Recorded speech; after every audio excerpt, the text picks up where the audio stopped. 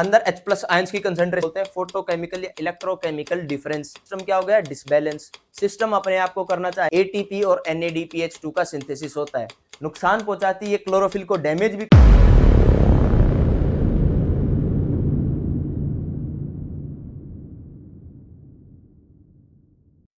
Good morning to all of you. Myself Yatendra Yadav and welcome to our next class of photosynthesis.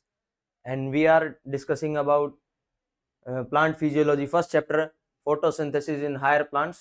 और हम लोगों ने उसके अंदर लाइट रिएक्शन हम लोग पढ़ रहे हैं। उसके अंदर हमने non cyclic photophosphorylation, cyclic photophosphorylation, ये यहाँ तक चीजें हम लोगों ने पिछले लास्ट क्लास के अंदर कवर की। उसी स्टोरी के अंदर, उसी चीज के अंदर, उसी सीरीज के अंदर आगे हम लोग पढ़ेंगे केमियोस्मोटिक हाइपोथेसिस। सो हमारा आज का टॉपिक है केमियोस्मोटिक हाइपोथेसिस। सबसे पहले तो यहाँ पे एक वर्ड लिखा है हाइपोथेसिस। हाइपोथेसिस वर्ड और एक थ्योरी वर्ड आता है, दो चीजें हैं, दोनों के अंदर क्या डिफरेंस है? थ्योरी का एक्चुअल प्रूफ एग्जिस्ट करता है, लेकिन हाइपोथेसिस का जो फिजिकल प्रूफ है वो एग्जिस्ट नहीं करता, लेकिन ये उस चीज का बेस्ट एक्सप्लेनेशन है, इसलिए इसके लिए अलग से टर्म इस्तेमाल करते हैं हाइपोथेसिस। केमियोस्मोटिक का क्या मतलब है कि केमिकल की ऑस्मोसिस से कुछ प्रोसेस चलेगा, उस प्रोसेस को कैसे समझते हैं हम लोग। अभी तक हम लोगों ने बात किया कि थाइलाकोइड की मेम्ब्रेन है, उस थाइलाकोइड की एक सिंगल थाइलाकोइड,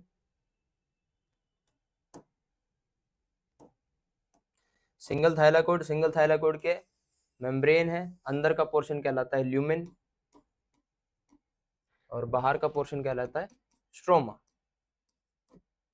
ये थाइलाकोइड की एक यूनिट मेम्ब्रेन है।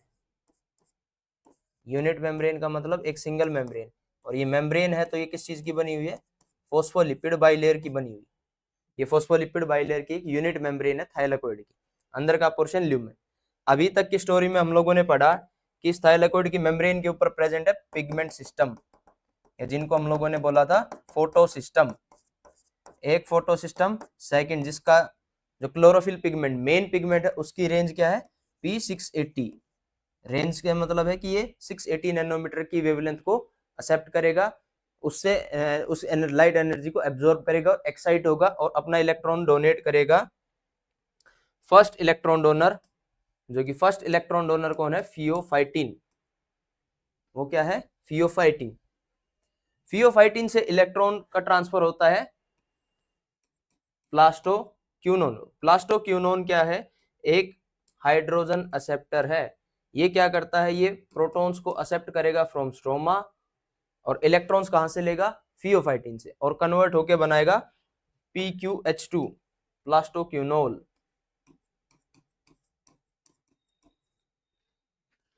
क्या बना देगा? PQH2। अब ये PQH2 बनाता तो है, PQH2 है प्लास्टोक्यूनोल,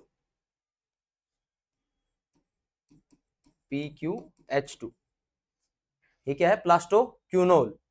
अब ये प्लास्टोक्यूनोन क्या है? Hydrogen career. इसने इलेक्ट्रॉन्स लिए कहां से? फियोफाइटिन से। प्रोटॉन्स कहां से लिए?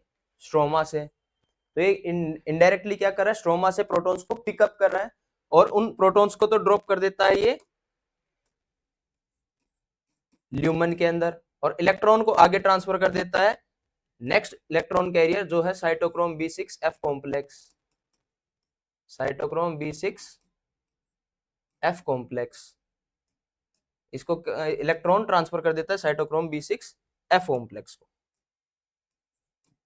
इलेक्ट्रॉन्स कहां ट्रांसफर कर दिए? आगे। और प्रोटॉन्स कहां ट्रांसफर कर दिए? ल्यूमेन के अंदर। जब इसके पास से इलेक्ट्रॉन्स चले गए, प्रोटॉन्स चले गए, तो वापस से क्या बन जाता है? प्लास्टोक्यूनोन। वापस से क्या बन जाता है? प्लास्टोक्यूनोन। अब इन्होंने क्या किया? जो हाई एनर्जी इलेक्ट्रॉन, ये जो फियोफाइटिन से इलेक्ट्रॉन आया, ये जो फियोफाइटिन से इलेक्ट्रॉन आया, इस इलेक्ट्रॉन के पास क्या है? एनर्जी। उस एनर्जी का इस्तेमाल करके ये क्या कर रहा है? प्रोटॉन्स को पंप कर रहा है फ्रॉम स्ट्रोमा टू ल्यूमेन। तो ये जो प्लास्टोक्यूनोन है, ये प्लास्टोक्यूनोन किसकी तरह एक्ट कर रहा है? Plastoquinone act as pump. Pump protein की तरह काम कर रहा है। एक तो हाइड्रोजन कैरियर है, दूसरा है किसकी तरह, पंप प्रोटीन की तरह एक्ट कर रहा है। पंप प्रोटीन की तरह एक्ट कैसे कर रहा है, क्योंकि ये प्रोटॉन्स का against the concentration gradient movement करा रहा है। कहां से, स्ट्रोमा से ल्यूमन के अंदर। साइटोक्रोम B6F कॉम्प्लेक्स के पास इलेक्ट्रॉन पहुंचने के बाद इससे इलेक्ट्रॉन पहुंचते हैं प्लास्टोसाइनिन। प्लास्टोसाइनिन से इलेक्ट्रॉन फाइनली पहुंचते हैं दूसरे पिगमेंट सिस्टम के अंदर, और उस दूसरे पिगमेंट सिस्टम का नाम क्या है, फोटो सिस्टम फर्स्ट, जिसका जो मेन पिगमेंट है वो मेन पिगमेंट क्या है, 700 नैनोमीटर की वेवलेंथ को एब्जॉर्ब करते हैं। यहां इलेक्ट्रॉन पहुंचे, हाई एनर्जी इलेक्ट्रॉन पहुंचा फोटो सिस्टम फर्स्ट के पास। सारे क्या करें, इलेक्ट्रॉन्स को ट्रांसपोर्ट करें एक चेन के अंदर, इसी को हम लोग इलेक्ट्रॉन ट्रांसपोर्ट चेन या इलेक्ट्रॉन ट्रांसपोर्ट सिस्टम भी बोलते हैं। फोटो सिस्टम फर्स्ट के पास इलेक्ट्रॉन पहुंचने के बाद ये अपना इलेक्ट्रॉन डोनेट करते हैं। इनका फर्स्ट इलेक्ट्रॉन एक्सेप्टर है आयरन सल्फर कॉम्प्लेक्स। कौन सा है, iron sulphur complex. Iron sulphur complex से इलेक्ट्रॉन जाते हैं फेरोडोक्सिन। फेरोडोक्सिन से इलेक्ट्रॉन को फाइनली एक प्रोटीन प्रेजेंट है थाइलाकोइड की मेम्ब्रेन के आउटर साइड में, जिसका नाम है FNR या रिडक्टेज एंजाइम। ये क्या है, रिडक्टेज एंजाइम। ये रिडक्टेज एंजाइम क्या काम करेगा, ये रिडक्टेज एंजाइम फंक्शन परफॉर्म कराएगा NADP+ जो स्ट्रोमा के अंदर पहले से प्रेजेंट है, उस NADP+ को ये इलेक्ट्रॉन एक्सेप्ट करा देगा। जो इलेक्ट्रॉन कहां से आया, फेरोडोक्सिन से इलेक्ट्रॉन आया, उस इलेक्ट्रॉन को एक्सेप्ट कराने के, उस इलेक्ट्रॉन का ट्रांसपोर्ट कहां पे करा दिया, इस NADP+ के पास। इसने क्या किया, स्ट्रोमा से प्रोटॉन्स को पिकअप किया और क्या बना दिया, NADPH2। यही प्रोडक्ट था। इलेक्ट्रॉन का फाइनल एक्सेप्टर कौन है, NADP+। प्रोटॉन्स कहां से लिए, स्ट्रोमा से लिए, और क्या बना दिया, NADPH2। इलेक्ट्रॉन का फ्लो होता गया, लेकिन अब फोटो सिस्टम सेकंड के पास इलेक्ट्रॉन्स की कमी हो जाती है। उस इलेक्ट्रॉन्स की कमी को पूरा करने के लिए ल्यूमन साइड के ऊपर एक प्रोटीन प्रेजेंट रहता है जिसका नाम है OEC, ऑक्सीजन इवॉल्विंग कॉम्प्लेक्स। ये ऑक्सीजन इवॉल्विंग कॉम्प्लेक्स क्या करता है, वाटर का ब्रेकडाउन। वाटर का एक मॉलिक्यूल टूटेगा तो 2 hydrogen, 2 electron plus half atomic oxygen, यहां से ये जो प्रोटॉन्स है ये ल्यूमन के अंदर रहेंगे। ये 2 इलेक्ट्रॉन्स है, इन 2 इलेक्ट्रॉन्स को एक्सेप्ट करता है फोटो सिस्टम सेकंड, ताकि ये कंटिन्यूअस फ्लो बना रहे इलेक्ट्रॉन का फ्लो। और इस इलेक्ट्रॉन के फ्लो के दौरान हमारे पास NADPH2 कहां पे बना, स्ट्रोमा के अंदर बना। जब ये सीरीज चलती रहेगी, कंटिन्यूअस प्रोसेस चलता रहेगा, इलेक्ट्रॉन का फ्लो होता रहेगा, तो 3 प्रोसेस हैं जहां से ल्यूमन के अंदर H+ आयन की कंसेंट्रेशन इंक्रीज हो रही। पहला, वाटर के ब्रेकडाउन से 2 प्रोटॉन्स ऐड हुए। दूसरा या प्लास्टोक्यूनोन की वजह से। प्लास्टोक्यूनोन ने क्या किया, स्ट्रोमा से प्रोटॉन्स पिक किए और ड्रॉप कहां पे किए, ल्यूमन के अंदर। तो ये क्या कर रहा है, स्ट्रोमा से प्रोटॉन्स की कमी कर रहा है, ल्यूमन के अंदर प्रोटॉन्स का नंबर इंक्रीज कर रहा है। थर्ड नंबर पे NADP+, ये क्या कर रहा है, प्रोटॉन्स कहां से पिकअप कर रहा है, स्ट्रोमा से, और मतलब स्ट्रोमा से प्रोटॉन्स की कंसेंट्रेशन कम कर रहा है। कैसे कम कर रहा है, क्योंकि ये प्रोटॉन्स को इस्तेमाल कर ले रहा है। तो केमियोस्मोटिक हाइपोथेसिस कहती है कि ल्यूमन के अंदर H+ आयंस की कंसेंट्रेशन इंक्रीजेस, स्ट्रोमा के अंदर H+ कंसेंट्रेशन डिक्रीजेस, कम हो रही है। ल्यूमन के अंदर H+ आयंस की कंसेंट्रेशन ज्यादा, तो मीडियम एसिडिक। स्ट्रोमा के अंदर H+ आयंस की कंसेंट्रेशन कम, मतलब बेसिक। तो ये पीएच का डिफरेंस है, इसी चीज को बोलते हैं पीएच ग्रेडियंट। इसी चीज को क्या बोलते हैं, पीएच ग्रेडियंट। ग्रेडियंट वर्ड का मतलब ही क्या होता है, डिफरेंस। किस चीज का डिफरेंस है, पीएच का डिफरेंस है। दूसरा, अब इसकी वजह से, प्रोटॉन्स की वजह से यहां पे क्या हो गया, मीडियम एसिडिक चार्ज भी क्या हो गया, डिफरेंस हो गया। चार्ज कैसे डिफरेंस आ गया, अंदर H प्लस आयंस की कंसेंट्रेशन ज्यादा, तो मेम्ब्रेन की अंदर वाली साइड में पॉजिटिव चार्ज ज्यादा, बाहर की साइड माइनस चार्ज ज्यादा। तो ये जो चार्ज का डिफरेंस है इसी को बोलते हैं फोटोकेमिकल या इलेक्ट्रोकेमिकल डिफरेंस या इलेक्ट्रोकेमिकल ग्रेडियंट। Electrochemical gradient. ये जो पीएच ग्रेडियंट है, इलेक्ट्रोकेमिकल ग्रेडियंट है, यहां से सिस्टम क्या हो गया, डिसबैलेंस। सिस्टम अपने आप को करना चाहेगा बैलेंस, बैलेंस करना चाहेगा तो यहां से जो प्रोटॉन्स हैं, ल्यूमन के अंदर प्रोटॉन्स हैं, वो प्रोटॉन्स मूव करना शुरू करेंगे ल्यूमन से स्ट्रोमा की साइड, ल्यूमन से स्ट्रोमा की साइड वाया एटीपी सिंथेटेज। और उस एटीपी सिंथेटेज का नाम क्या है, CF0, CF0, CF1 पार्टिकल, दोनों को मिला के एटीपी सिंथेटेज। CF0 पूरी मेम्ब्रेन के अंदर प्रेजेंट है, तो ये क्या हो गया, एक टाइप का ट्रांसमेम्ब्रेन प्रोटीन है। ये क्या प्रोवाइड करता है, प्रोटॉन्स को मूव करने के लिए रास्ता प्रोवाइड करेगा। जैसे प्रोटॉन्स यहां से मूव करेंगे,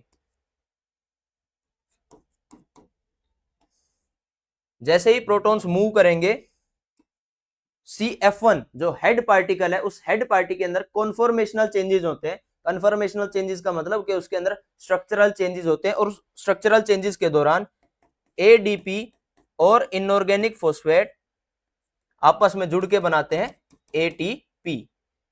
ये ATP कहां पे बना, स्ट्रोमा के अंदर। ये NADPH2 कहां पे बना, स्ट्रोमा के अंदर। तो जो केमियोस्मोटिक हाइपोथेसिस है, ये हाइपोथेसिस एक्सप्लेन करती है कि कैसे क्लोरोप्लास्ट के अंदर ATP और NADPH2 का सिंथेसिस होता है। और इस प्रोसेस को समझाने वाले साइंटिस्ट का नाम है पीटर मिशेल। उनका नाम है पीटर मिशेल, उनका नाम पीटर मिशेल। यहाँ पे वाटर के ब्रेकडाउन के लिए Mn आयंस और क्लोराइड आयंस की रिक्वायरमेंट होती। पीटर मिशेल नाम के साइंटिस्ट ने ये चीज एक्सप्लेन किया कि कैसे क्लोरोप्लास्ट और माइटोकॉन्ड्रिया दोनों के अंदर एटीपी का सिंथेसिस होता है। उसके लिए 4 चीजों की रिक्वायरमेंट है। सबसे पहला, ये देखो हम लोगों ने सारी प्रोसेस कहां पे पढ़ी, थाइलाकोइड की मेम्ब्रेन के अराउंड पढ़ी। तो जो केमियोस्मोटिक हाइपोथेसिस है उसके लिए फर्स्ट रिक्वायरमेंट क्या है, मेम्ब्रेन। अगर मेम्ब्रेन नहीं रहेगी तो ल्यूमन और स्ट्रोमा के बीच में ये ग्रेडियंट, जो डिफरेंस जनरेट हुआ, ये डिफरेंस जनरेट नहीं हो पाएगा। पहली रिक्वायरमेंट क्या है, मेम्ब्रेन। दूसरी रिक्वायरमेंट है पंप प्रोटीन। दूसरी रिक्वायरमेंट है पंप प्रोटीन। यहां पे पंप प्रोटीन की तरह काम कौन कर रहा है, प्लास्टोक्यूनोन। कौन कर रहा है, प्लास्टोक्यूनोन, क्योंकि ये क्या कर रहा है, प्रोटॉन्स की अगेंस्ट द कंसंट्रेशन ग्रेडियंट, मतलब अगेंस्ट द कंसंट्रेशन मूवमेंट करा रहा है। थर्ड रिक्वायरमेंट है कि ग्रेडियंट डेवलपमेंट होना चाहिए।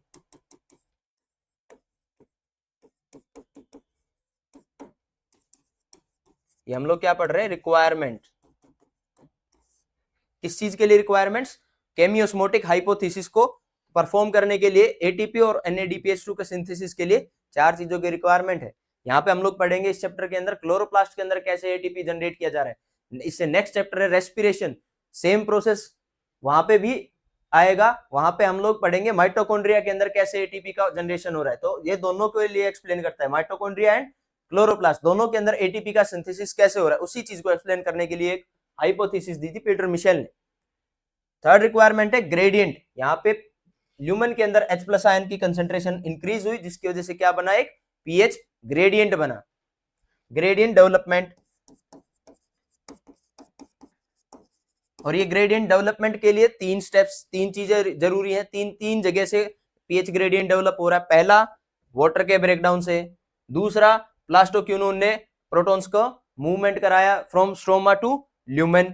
थर्ड, ये जो NADP प्लस है, फाइनल एक्सेप्टर ऑफ इलेक्ट्रॉन, ये क्या कर रहा है, प्रोटॉन्स का इस्तेमाल कर रहा है, यूज कर रहा है। कौन से प्रोटॉन्स का, जो स्ट्रोमा के अंदर प्रेजेंट है। तो स्ट्रोमा के अंदर प्रोटॉन्स की कमी, ल्यूमेन के अंदर ज्यादा क्वांटिटी के अंदर। फोर्थ रिक्वायरमेंट है एटीपी सिंथेटेज। एटीपी सिंथेटेज, और एटीपी सिंथेटेज यहां पे क्या है, CF0, CF1 पार्टिकल। जो आपका ये CF node transmembrane protein, CF1 head particle, ये जो कंप्लीट चाहे प्रोसेस कैसा रहेगा, साइक्लिक रहे या नॉन साइक्लिक। अब हम लोगों ने साइक्लिक और नॉन साइक्लिक के अंदर डिफरेंसेस भी पढ़े थे।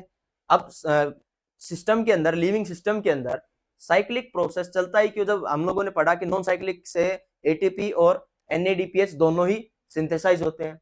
तो उस चीज के लिए हमारे पास आंसर एक्सप्लेनेशन दिया है हमारी NCERT के अंदर कि उसके लिए पहली चीज, कई सारी प्रोसेस हैं कि जिनकी वजह से साइक्लिक प्रोसेस चलता है क्लोरोप्लास्ट के अंदर।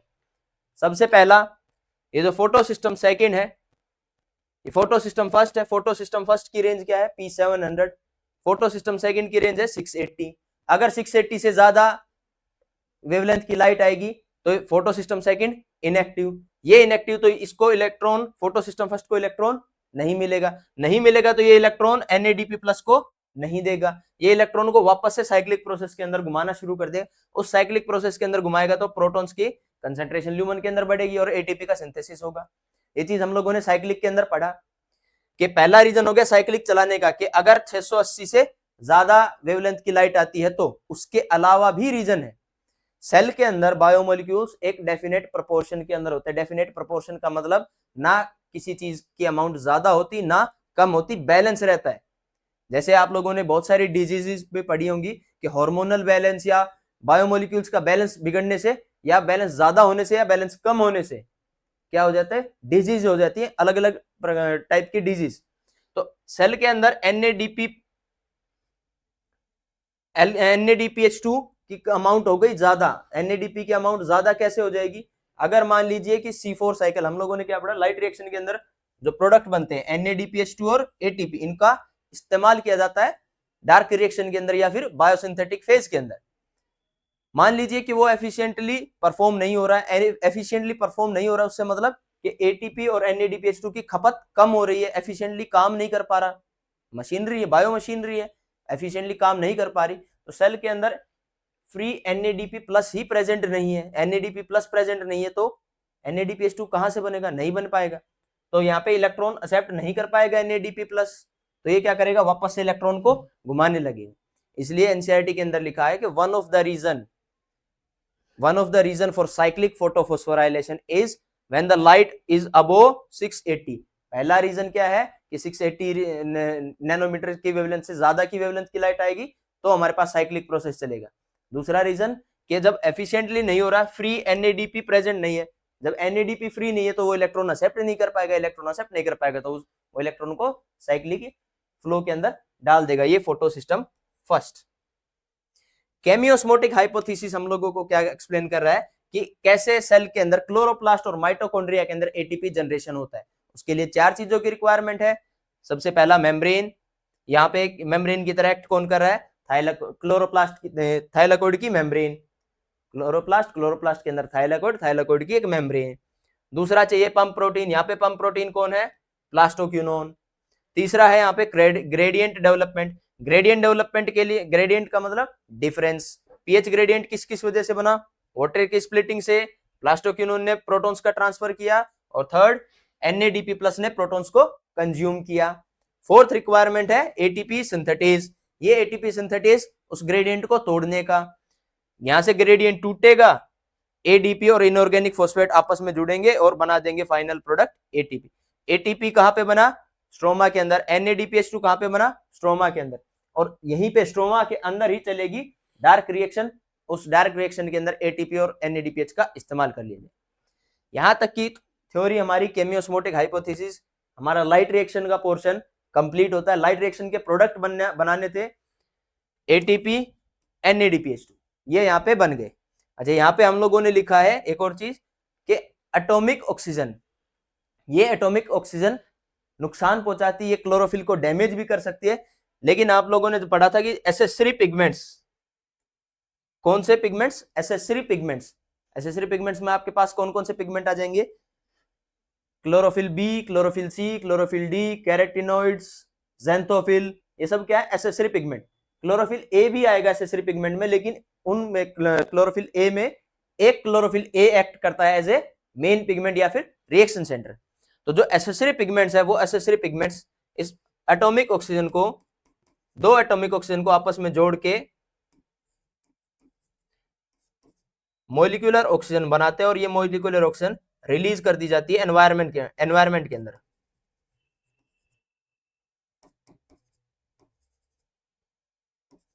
Released in environment. ये एनवायरमेंट, अच्छा रिलीज कैसे होगी? डिफ्यूजन से, पैसिव डिफ्यूजन से ये ऑक्सीजन रिलीज हो जाती है एनवायरमेंट के अंदर। हम लोग जो बोलते हैं ना कि पेड़ पौधे ऑक्सीजन देते हैं, ये वही ऑक्सीजन, ये वही ऑक्सीजन। अच्छा एक और चीज, ये जो फोटो सिस्टम थे, इन फोटो सिस्टम के ऊपर लाइट आ रही थी,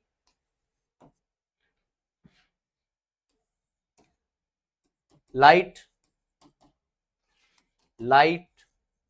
हम लोगों ने लाइट रिएक्शन का नाम दिया था फोटोकेमिकल फेज। लाइट के अंदर क्या थी? लाइट एनर्जी, और वहां से क्या बनी? ये केमिकल एनर्जी, इसलिए इसको फोटोकेमिकल फेज भी बोलते हैं। जब तक लाइट गिर रही थी तो हमारे पास एटीपी और NADPH2 का सिंथेसिस हो रहा था। सेम अभी इन्हीं एटीपी और NADPH2 का सिंथेसिस, अब हम लोग कह रहे हैं कि NADPH2 का इस्तेमाल किया जाएगा किसके अंदर? डार्क रिएक्शन के अंदर। डार्क रिएक्शन के अंदर इसका इस्तेमाल करके वापस से क्या बन जाएगा? NADP+। तो लाइट रिएक्शन और डार्क रिएक्शन दोनों साइमल्टेनियसली चलती। साइमल्टेनियसली का मतलब जब तक लाइट रिएक्शन चलेगी तब तक डार्क रिएक्शन भी चलेगी। इसी चीज को आगे और हम लोग कंटिन्यू करेंगे अपने नेक्स्ट क्लास के अंदर, जब हम लोग पढ़ेंगे डार्क रिएक्शन। यहां तक की चीजें आप लोगों को आई होप क्लियर रहेंगी, और यहां तक आने वाले हर एक क्वेश्चन के अंदर आपको +4 मार्क्स मिलेंगे। Thank you.